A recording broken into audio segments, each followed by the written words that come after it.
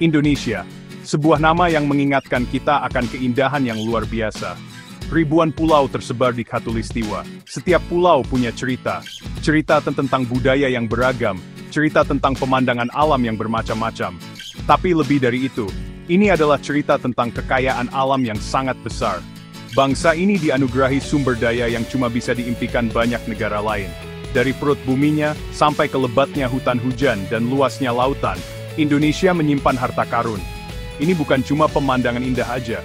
Ini adalah sumber daya yang bisa, dan seharusnya membawa kemakmuran buat semua rakyatnya. Potensinya itu jelas banget, sudah tertulis di negeri kepulauan ini. Besarnya kekayaan alam Indonesia itu luar biasa. Coba deh bayangin, kita punya cadangan mineral penting yang termasuk terbesar di dunia. Hutan kita itu paru-paru penting buat bumi, penuh dengan keanekaragaman hayati yang gak ada di tempat lain. Laut kita jadi tempat hidup banyak biota laut, ngasih makanan dan peluang ekonomi. Ini bukan penemuan baru. Sudah berabad-abad kekayaan ini diketahui. Kekayaan ini menarik pedagang, penjajah, dan investor. Pertanyaan yang masih menggantung sampai sekarang, bahkan di tahun 2025 ini, adalah seberapa baik kekayaan ini sudah dimanfaatkan buat kepentingan bersama. Apakah kita benar-benar merasakan manfaat dari apa yang sudah diberikan alam dengan begitu melimpah? Harapan yang ada di dalam sumber daya ini besar banget. Bayangkan industri yang bisa dibangun, lapangan kerja yang bisa diciptakan, infrastruktur yang bisa dikembangkan, sekolah dan rumah sakit yang bisa dibiayai. Modal alam ini, kalau dikelola dengan bijak, bisa mengangkat jutaan orang dari kemiskinan. Bisa mengubah Indonesia jadi negara kuat secara ekonomi. Bukan cuma jadi pemasok bahan mentah, tapi jadi negara dengan ekonomi maju yang memberi nilai tambah dan menikmati semua keuntungan dari asetnya. Mimpi Indonesia yang sejahtera itu erat banget hubungannya sama anugerah dari alam ini. Ini mimpi yang pantas diwujudkan. Tapi, kalau kita lihat kenyataan di lapangan, seringkali gambarannya beda. Kita lihat masyarakat hidup miskin. Kadang-kadang persis di sebelah daerah yang kaya sumber daya. Kita dengar cerita tentang kerusakan lingkungan. Kita saksikan perjuangan orang-orang biasa buat memenuhi kebutuhan sehari-hari. Perbedaan ini, antara kaya dan miskin ini, jadi tema utama dalam cerita Indonesia yang terus berjalan. Ini memaksa kita buat bertanya hal-hal yang sulit, mendorong kita buat melihat lebih dalam lagi. Kenapa negara yang begitu kaya sumber daya alamnya masih berjuang dengan kemiskinan yang cukup parah? Ini bukan cuma pertanyaan ekonomi. Ini pertanyaan tentang keadilan, tata kelola pemerintahan, dan masa depan kita bersama.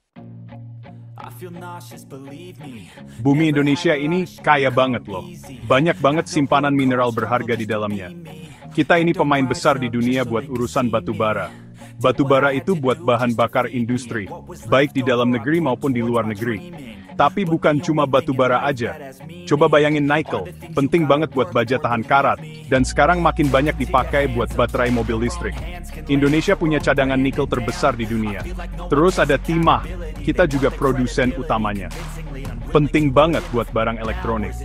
Emas dan tembaga juga nambahin kekayaan mineral ini. Jadi banyak banget kegiatan tambang di seluruh Indonesia.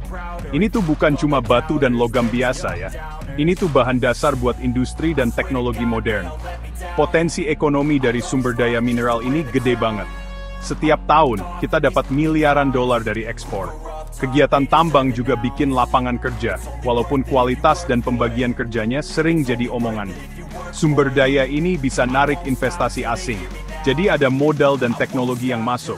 Seharusnya sih, pendapatan yang didapat itu bantu banget buat pembangunan negara. Harusnya bisa buat biayain layanan buat masyarakat, benerin jalan dan jembatan, dan bikin ekonomi di bidang lain juga maju.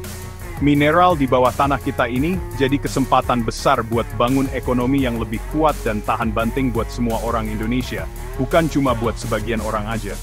Tapi, cerita soal kekayaan tambang ini seringnya rumit. Proses ngambilnya sendiri bisa merusak lingkungan kalau nggak diurus dengan benar.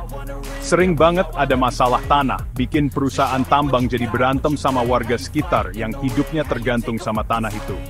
Terus lagi, harga barang-barang tambang ini di pasar dunia bisa naik turun nggak jelas.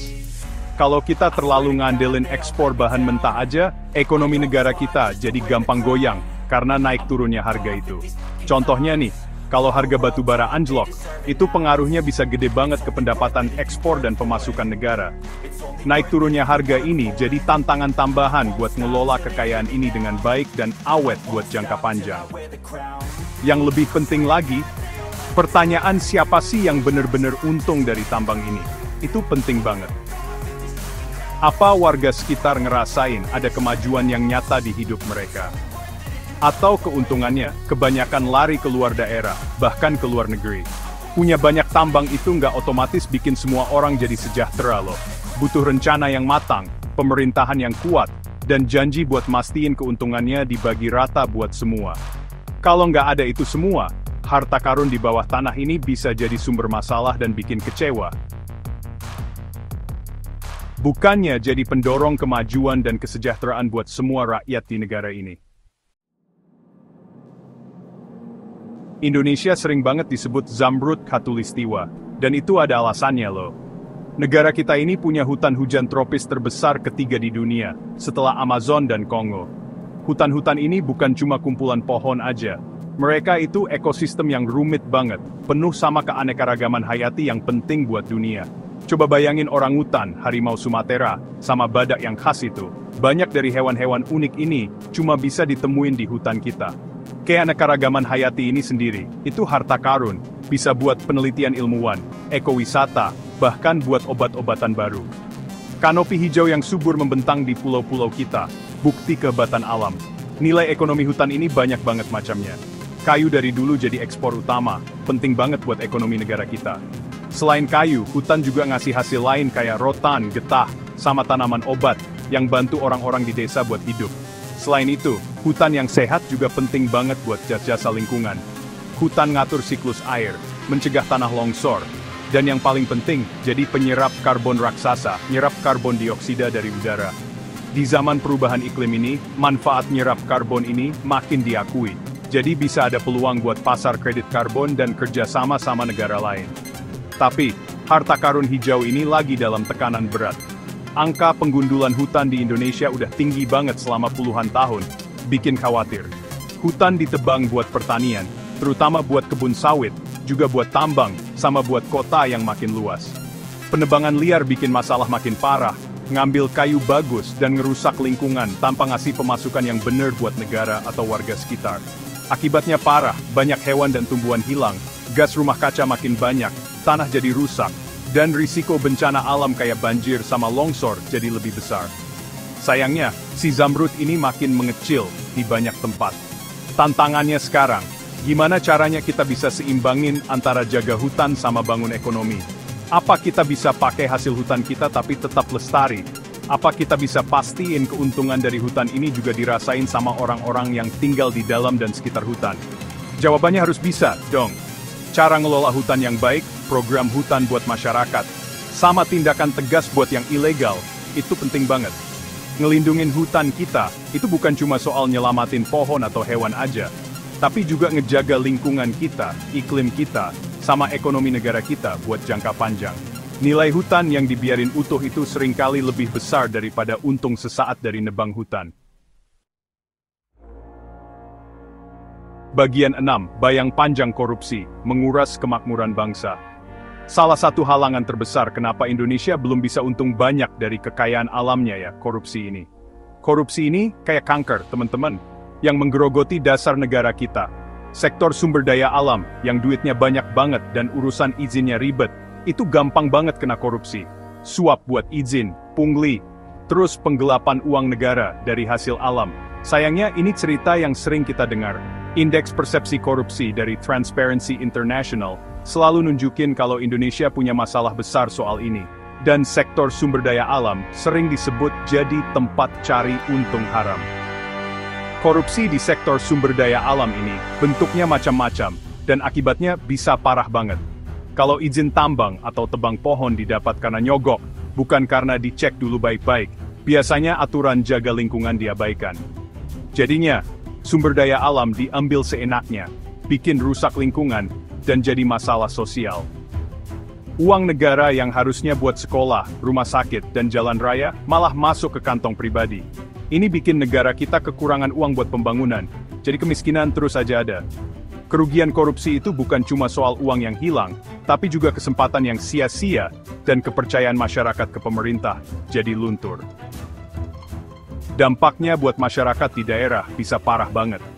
Kalau uang hasil alam dikorupsi, janji-janji pembangunan dan hidup lebih baik buat warga sekitar tambang seringnya cuma janji. Malah, mereka bisa kena rusak lingkungan, kehilangan tanah adat, dan gak dapat untung apa-apa. Ini bikin warga jadi kesal, dan bisa timbul masalah sosial.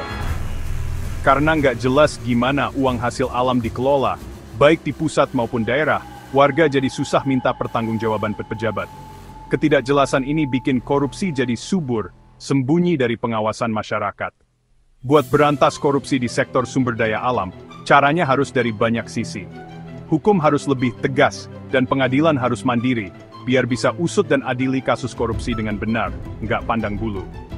Urusan izin, kontrak, dan pengelolaan uang juga harus lebih terbuka. Ada program seperti Inisiatif Transparansi Industri Ekstraktif. Indonesia juga ikut, tujuannya biar lebih terbuka.